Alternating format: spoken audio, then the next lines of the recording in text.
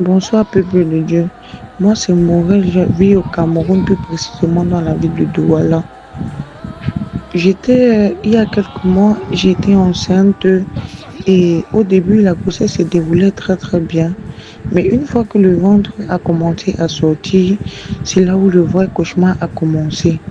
Je n'y avait pas une nuit que je dormais sans, sans courir la nuit ou sans être menacée.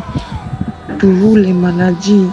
Pendant la journée, tout allait bien, mais aux environs de 18 heures, même quand j'allais dans les toilettes pour me laver, je retrouvais toujours des cafards. Et apparemment, c'est seulement moi qui constatait, au début, c'est seulement moi ceux qui constatait l'apparition de ces cafards-là, parce que ces cafards volaient dans tous les sens. Quand je venais, je partais me laver, ils volaient sur moi. J'ai pris la résolution de mettre le sel dans mon eau avant de me laver avec jusqu'à là rien. Quand je mettais le sel quand même, les rêves n'étaient plus très menaçants, mais la plupart du temps, je courais pendant les rêves et je me réveillais le matin très fatiguée. Ces menaces ont tellement continué que j'ai arrêté de me laver dans les toilettes pour un premier temps. Et puis j'ai arrêté de me laver totalement en soirée. Et vous savez, pour une femme enceinte, c'est pas facile, évident, avec la chaleur et tout. Bon, un jour, après les rêves, un jour, je me rends chez ma grande soeur avec les enfants. J'emprunte une moto qui doit nous laisser directement chez elle parce que j'étais avec les enfants et mon état de grossesse, tout ça. Pendant que je monte sur la moto, à peine 2 minutes qu'on est roulé, mon esprit me dit accident. Il dit non, je me dis je dois pas penser à ce genre de choses, surtout quand je suis avec les enfants et que je suis en train de prendre la route. Ça revient 1, 2, 3 fois. Je me lève, je commence à prier, je commence à méditer. Je dis Seigneur, toi seul tu sais tout, toi seul tu veux tout. Déjà la nuit, je ne dors pas. Je pars comme ça un peu chez ma soeur pour pouvoir un peu me reposer parce que je ne comprends pas ce qui se passe. Je ne sais pas si c'est la maison ou quoi que ce soit. C'est comme ça que je finis de méditer. 2 minutes plus tard, je vous assure, le camion est venu freiner devant moi, devant nous. Ça m'a laissé une égratignure sur le genou parce qu'il a freiné. Tout le monde a commencé à crier en pleine route. Mais par la grâce de Dieu, nous n'avons rien eu. On a continué, nous sommes arrivés chez ma soeur. C'était un vendredi, nous nous sommes reposés et je suis rentrée dimanche. Cependant, pendant mon séjour là-bas, j'ai informé ma maman qui est à Dubaï. J'ai informé mes tantes et tout que vraiment, j'ai failli vraiment risquer la mort. Et chose marrante, c'est que mon esprit a mentionné ce mot d'accident avant. Dieu merci, j'ai eu la présence de l'esprit de méditer, donc je rends gloire à Dieu de m'avoir sauvé la vie. Je suis rentrée dimanche, j'ai dormi dans ma maison dimanche. Pendant la nuit de dimanche, j'avais des sacrées douleurs dans le ventre. J'avais les douleurs pendant toute la nuit dans le ventre. J'ai pas rêvé, mais j'avais de fortes douleurs dans le ventre. Lundi, je me lève, je dis non, il faut que j'aille faire l'échographie. Avec les douleurs que j'ai eues là, j'étais pratiquement à 7 mois de grossesse. Avec les douleurs que j'ai eues là, ça m'inquiète vraiment. Je suis allée, j'ai fait l'échographie. Et l'échographie a découvert que l'enfant était assis sur mon utérus, donc en siège. Cette position me conférait déjà à une opération chirurgicale. Et pendant mes rêves, on me montrait toujours que tu vas mourir avec cette grossesse, tu vas mourir, tu ne mettras pas cet enfant au monde. Je suis rentrée ce jour-là tellement abattue, tellement découragée parce que même les kilos de l'enfant n'allaient pas. Il y avait un retard de croissance. Pourtant, je mangeais excessivement. Je suis rentrée ce jour-là. J'ai prié à Dieu. J'ai dit, papa, c'est toi ce qui sais tout. C'est toi ce qui connais tout. Viens-moi en aide.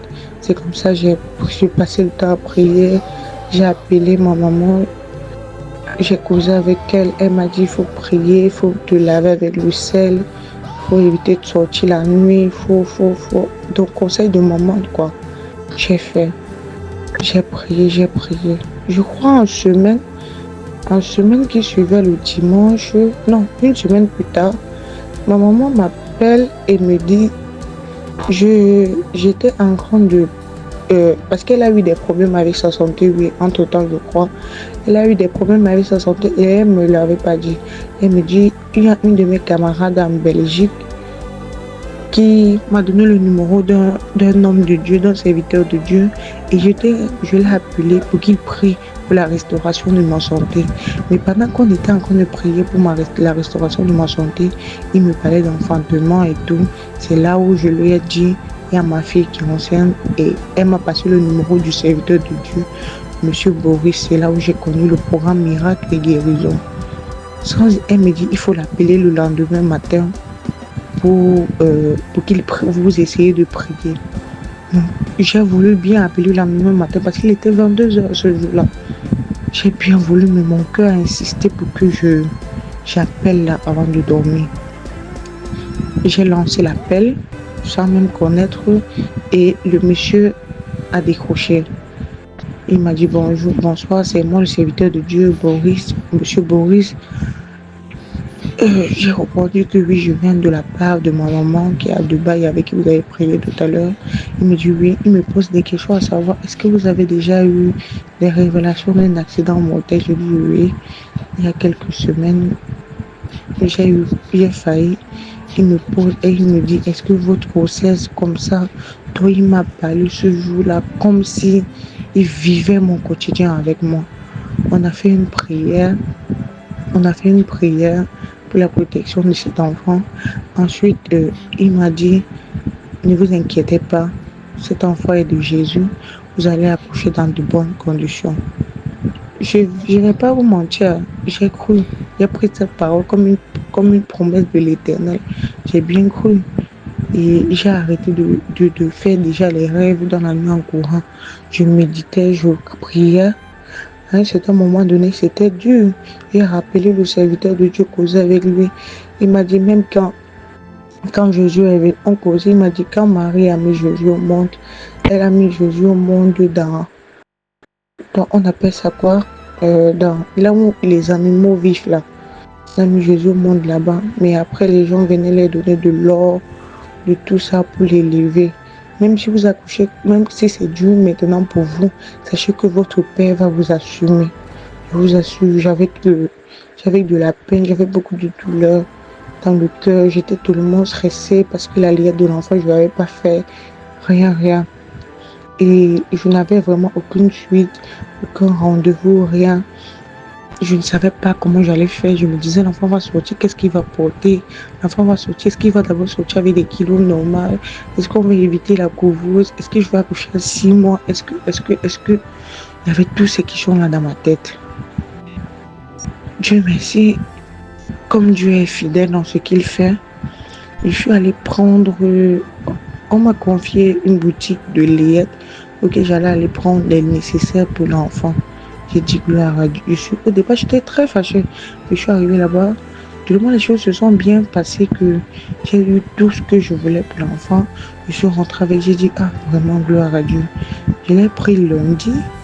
Et suggérez-vous que vendredi, jeudi, je commence à avoir les douleurs dans le ventre.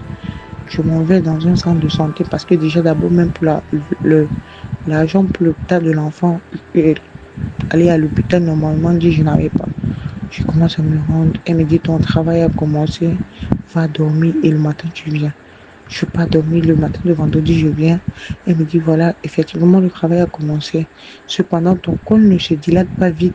Et généralement, ce sont les gens comme vous là qui passent par opération et tout en tout. Je dis dans mon cœur que Seigneur, encore le mot opération, c'est comme ça que je commence à méditer. Elle me fait d'abord une injection de Spafon pour essayer la dilatation jusqu'à là, 3 heures de temps plus tard, rien. Je commence à méditer. Je dis Seigneur, si tu l'as fait pour Sarah, qu'elle a pu enfanter normalement. Si tu as sauvé tout le monde, personne, pourquoi pas moi, Seigneur? Et tu l'as dit de la bouche de ton serviteur, donc ça veut dire que je crois. Cette prophétie que tu as dit dans ma vie est près est sur le point de s'accomplir. Seigneur, ne m'abandonne pas. Comme ça, j'ai médité. Il me dit, on va essayer une dernière méthode. On va te mettre une perfusion. Si après la perfusion, vraiment, le corps ne se dilate pas et que l'enfant ne sort pas là, tu vas devoir passer par opération. On était là dans un tout petit centre de quartier. J'ai dit, Seigneur, je veux que tu prennes le plus en contrôle, que ça soit toi et l'archange Raphaël qui soit en train de me soigner là maintenant, que cette perfusion, vous prenez totalement le contrôle. C'est comme ça que j'ai pris la perfusion. 5 heures de temps plus tard, les contractions ont commencé à vraiment faire mal. Je suis allée, on allait en salle d'accouchement aux environs de 16 heures, j'étais à 7 doigts, j'ai dit gloire à Dieu. C'est comme ça que j'ai prié parce que l'enfant était toujours en souffrance fœtale. Je continue toujours à prier que le Seigneur accélère ses contractions. Et Dieu merci, je ne vais pas vous mentir, c'était tellement difficile. Mais Dieu merci, j'ai accouché un garçon. Je crois ce vendredi-là à 17h43. C'est à cette heure-là qu'il est sorti de mon ventre. Je l'ai accouché par voie basse, sans déchirure, parce que déjà il n'était pas très gros. Et quand on l'a mis sur les kilos, il avait 2 kilos 700 grammes. Donc on a failli la couveuse, parce que s'il était à moins là, on allait aller en couveuse pour qu'il puisse grandir encore normalement. Mais je dis vraiment merci à Dieu. Je dis vraiment merci à l'homme de Dieu pour ses prières. Je dis vraiment merci à toute sa confiance, à tout son temps qu'il a confié pour cela, pour cette œuvre-là. Et aussi, pendant que j'étais en contraction, j'ai écrit, j'ai dit, monsieur, voyez, je suis en contraction et le travail n'avance pas. Il m'a dit, ne vous inquiétez pas, vous allez accoucher avant le lundi. J'ai pris cette parole, j'ai dit non, je ne vais pas accoucher avant le lundi, je vais accoucher en ce jour. J'ai médité, et ensuite je l'ai appelé, je lui ai dit, monsieur, comme vous voyez, j'ai accouché d'un garçon et vraiment on a rendu gloire à Dieu. On a rendu vraiment gloire à Dieu. Ce que moi je peux dire à tout un chacun, c'est que Dieu existe. Si on vous a dit il n'existe pas, ce qu'on vous ment. Dieu est fidèle, il est alpha, il est oméga. Parce que moi je ne connaissais pas ce serviteur de Dieu. C'est parce que ma mère a eu à tomber malade, a eu à avoir une maladie que Dieu est passé par peut-être la guérison de ma mère pour faire en sorte que je connaisse le serviteur de Dieu. Moi je dis toujours, quel qu'en soit le lieu là où on se trouve, quel qu'en soit l'endroit, quel qu'en soit le milieu là où on se trouve, une prière sincère à Dieu vaut mieux que tout. Parce que la sincérité du cœur vaut mieux que tout. Et je crois que Dieu regarde à l'état du cœur. Vraiment merci, c'est ainsi que j'ai fait mon témoignage. Amen. Bonjour frères et sœurs, que la paix soit avec vous au nom de Jésus. C'est le serviteur de Dieu, Boris Pardon. Je vous parle aujourd'hui avec une profonde reconnaissance et une sainte urgence. Depuis le début de notre mission Miracle Guérison Prodige, nous avons vu l'incroyable, des choses que seule la puissance de Jésus peut accomplir. Des sourds ont entendu, des aveugles ont recouvré la vue, des boiteux se sont levés et ont marché. Un enfant muet depuis plus de 8 ans a parlé pour la première fois. Des porteurs de VIH/SIDA ont été guéris. Des personnes qui sont malades de diabète ont été libérées, guéries. Des personnes ayant des plaies incurables ont été libérées, guéries. Et tout cela, non pas pour notre gloire, mais pour que le monde voie et sache que Jésus-Christ est vivant et qu'il les aime et qu'il agit encore aujourd'hui. Mais pour continuer cette œuvre, nous avons besoin de vous.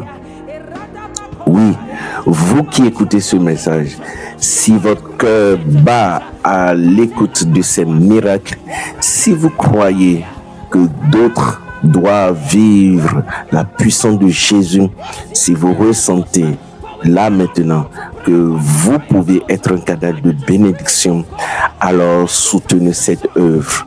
Par votre don, vous nous aidez à organiser la prochaine campagnes d'évangélisation, de miracles, guérisons, prodiges, à diffuser des témoignages qui sauvent et restaurent des vies. Répondre aux nombreuses personnes qui nous écrivent pour recevoir la prière. Nous ne demandons pas un montant précis. Faites-le selon ce que Jésus vous met à cœur. Ce qui compte, c'est l'amour avec lequel vous le faites. Pour faire un don ou bien pour pouvoir avoir plus d'informations, vous pouvez nous contacter au plus 229 97 78 24 71. Vous pouvez faire les dons par carte bancaire, par virement bancaire, par Western, MoneyGram, RIA, Express Union et par Orange Money, par Flouz, par MTN Mobile Money, par Free, par Wave pour certains pays comme par exemple le Bénin, le Togo, le Sénégal, la Côte d'Ivoire et la Guinée. Chaque don, petit ou grand, devient un acte prophétique. Vous ne financez pas simplement un projet, vous semez dans une moisson de guérison, de délivrance et de vie transformée. Que Jésus vous bénisse abondamment et qu'il vous surprenne pour sa fidélité. Nous vous aimons et nous vous remercions. C'était le serviteur de Dieu, Boris Padono.